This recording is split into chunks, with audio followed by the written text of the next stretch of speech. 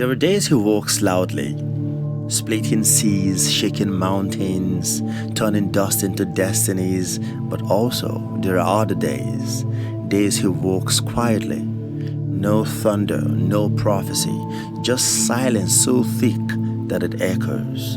And that's when our faith grows teeth. We talk about the God who speaks, but rarely about the God who waits.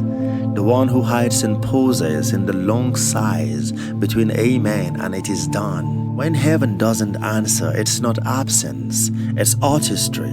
He's writing in an invisible ink, building things in secret chambers of time. Sometimes, the loudest move of God is a still moment that doesn't make sense yet. He camouflages himself in ordinary days, in traffic and tears, on Tuesday mornings that feel like nothing, but later you look back and realize he was there all through, in every detour, every delay, in every door you thought was rejection, but was really redirection. He doesn't always roar, sometimes he rearranges, and that's harder to notice, but it's holier than we think. Faith isn't grown in answered prayers, it's forged in unanswered ones.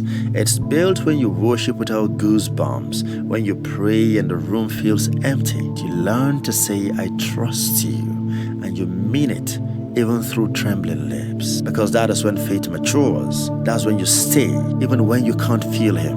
When belief stops being a feeling and becomes a choice. He doesn't always need volume to be powerful. Sometimes he just breathes on the thing and it lives. Sometimes he just stands still beside you and the chaos just knows it's over. So if you can't hear him, just listen closer. If you can't feel him, look deeper.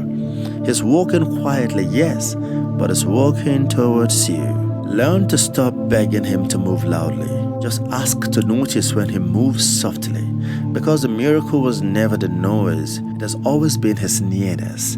He doesn't need to shout to be sure. He doesn't need to shake the sky to prove he's God. Sometimes his greatest proof is just that he stayed, even when you almost left. And that's enough. When God walks quietly, we must learn to listen differently. The ways of God are not the ways of men.